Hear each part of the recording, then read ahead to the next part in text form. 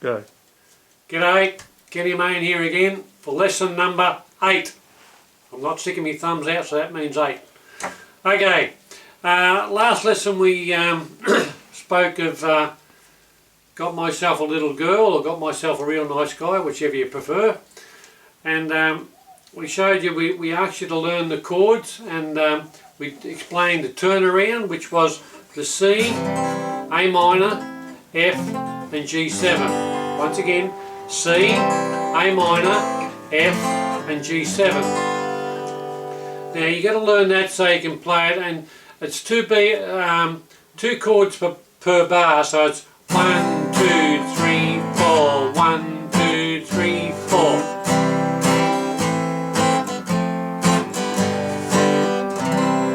Okay, that's the middle of the song. Now in the start of the song we did from a major to a minor, so in other words from C to A minor, C to A minor. Then we went to the dominant 7th, which was the G7th, and so we get C, A minor, the G7, back to C,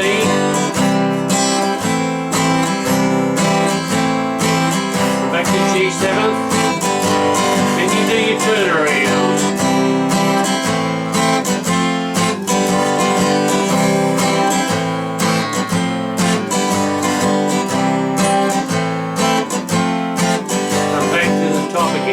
Okay, so to give you an idea, then we did the middle, which was the F, G7. So in turn what you do is you break the song up into 3 sections. First off we have the C, A minor.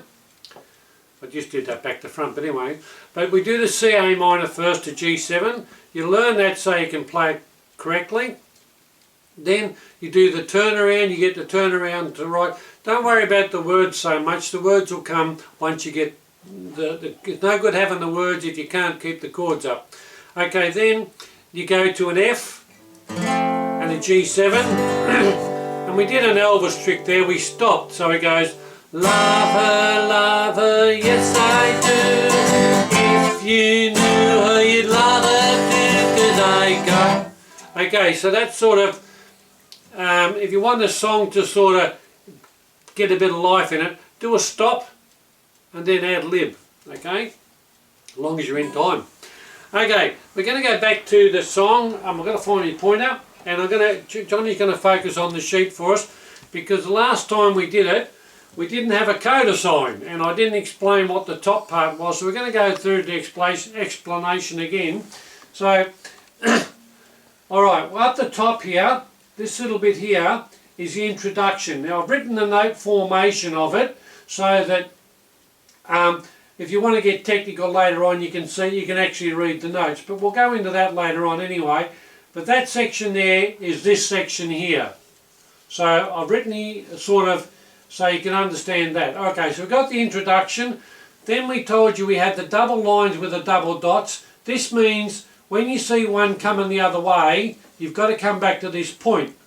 So we go through the song all the way through, keep going, and we get right to the bottom, and here we have a first and a second time bar.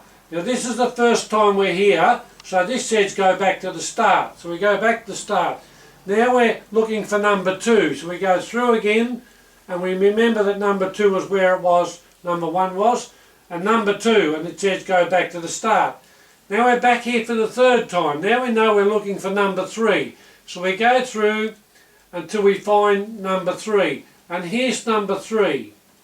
Now as you can see, it's got what we call an S sign. So we look for that S sign somewhere, and it's down here. So we start from here, and we go through here, and we get to a double dot again. And it's the same as this one, so it says go back to the start. So now we're back to the start for the 4th time. Now we've got to look for number 4. So we go through till we find number 4. And here's number 4. And it says to coda. There's our coda sign. It's a circle with a cross through it. So we look for that sign somewhere on the music, and here it is. And it says coda as we play this and we fade out and finish. We don't play this bar on the 4th time. So from here we go to here, okay? So that bar's not played, so it's the same bar. As you can see, the words are going back, are going back. And as you can see, they've only got the G7 and the C, and so you get this sort of, you get G7 and you fade out, okay? So that's virtually the whole song. Just to clarify what we did last time, so that you understand, yeah, you don't get lost with it, okay? I don't think I need to sing the song again. You've got the song on the last lesson, listen to it. If you can focus on that sheet, you can get the words off the sheet and put your own little idiosyncrasies in there that you want to put in. If you want to change some of the words, you're welcome to. Okay, we're going to move on to the next part. So I've got to swap this piece over again. Just hold a second.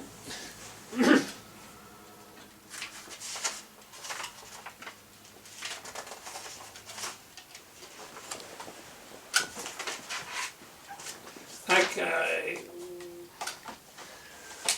Okay, now we're going to go into the chords of the key of G. Okay. Now, I lost my pointer somewhere here. Where did I put that dang pointer? Ah, mate, got it. Right. Anyway, it's alright, it happens to us all. Anyway, this is the key of G, right. The difference being the song starts in G and finishes in G. So as you can see, we got G, A, B, C, D, E, F, G. Now as you notice, 3 and 4 and 7 and 8 are always together. But there's a difference in this scale to the C scale, because in the C scale we said E and F and B and C are always together. But here we have E and F apart. So because they're apart, F's actually moved over close to the G, so that makes that note there an F sharp. But we won't go any further than that because it'll only confuse the issue. Once again, we take the first, the fourth, the fifth and the sixth note, which is the relative minor. Now if we take the relative minor, we take it down to the bottom here and we have E minor, which is the first, the fourth is A minor and the fifth is B7. So, and our relative major key is G. So in here we're going to play these chords. I want you to play them as written. So we get G, E minor, C, A minor, D7, B7, G, A7, D, and back to G. Now if you look here, these last three chords, if you were to do it in the key of G, it'd be G, D, A7, G. So the first of D, the fourth and the fifth of D scale. Okay, that's another way. So D, G and A7 are the three chords in D. So they relate to G in a roundabout way. Alright, we're going to show you how to play these chords. I'm going to pick up my guitar and we'll go through each chord. Now once again, I want you to play them so that you got the G. So you got G to E minor, G, E minor. Now as you can see, when I play a G chord, I use my little finger on the first string, my third finger on the sixth string and my second finger on the fifth string. That gives us a G chord. And the only difference is, I've got my first finger here for a G7 and I put my little finger there for a G. Okay, now to get the E minor, we just move our second finger and our third finger under the second finger. So you move it across and you put it there, and that gives us an E minor. So you practice G, E minor, G, E minor, G, E minor. Now we go to the next two chords, and that's C, A minor. So we've done the C, A minor, so that's not so hard to do. But then we go to a D7. So from the A minor we go, you leave your first finger in place and put a finger each side of the second string, gives you a D7. Back to your A minor to your D7, from your A minor to your D7. Then when you go to the next chord, which is a B7, we lift this whole shape up 2 strings, place it there and put our little finger there. We've done this chord B7 in our first song, which was Pick a Bale of Cotton. So you should, and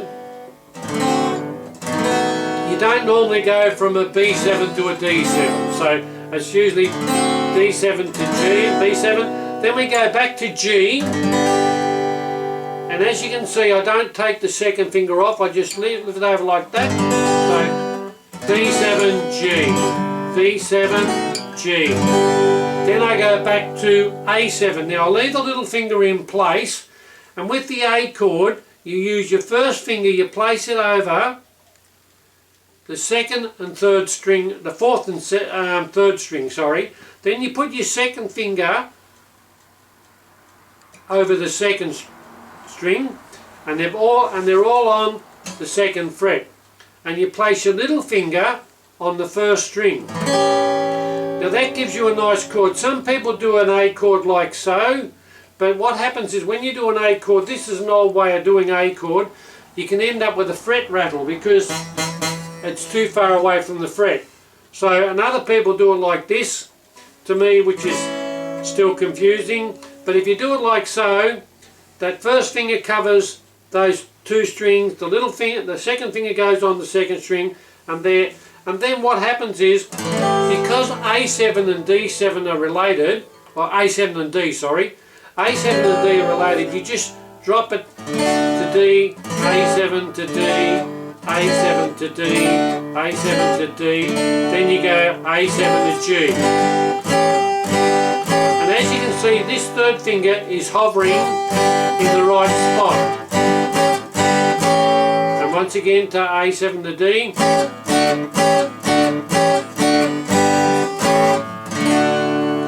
Okay, so with that in mind, you've got a lot to practice between now and the next lesson. The next lesson is, I'm going to introduce you to a new song.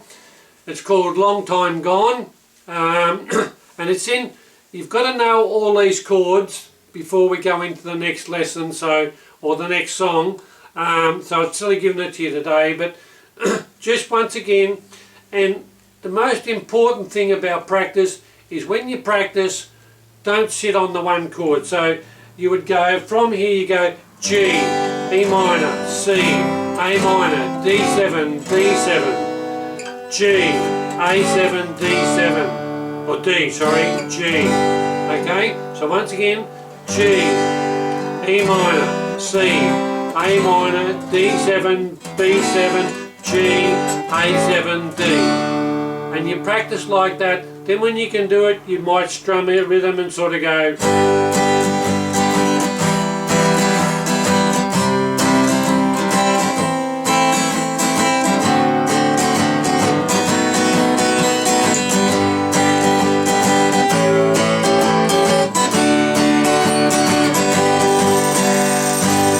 Something like that.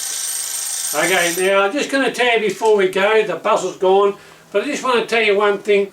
I've had this little tuner on my guitar, and it's a really good little tuner, and it costs around 30 bucks, I think. I don't know what, wherever you are, but I can highly recommend it. I'll show you the box, and it's called a Snark. So just think of a shark attack, and this is a snark attack, you know what I mean? So it means that if you want to buy a good tuner, I can't recommend it enough. Once again, it's hard to show because we don't have boom and all that zoom in stuff, but it's a good little tuner. I think it comes in a variety of colours, but the beauty of it is you set it on your guitar, on the end of your guitar like so, and you turn around so look at, and then it just works. And so I'll see if it, but it works really well, and it's a very good tuner. So if you want to buy a good tuner, just remember Shark Attack, and then you can say it's a Snark Attack. So for all you blokes out that want a good tuner. Alright, on that happy note, I'll catch you in the next lesson. Hooroo!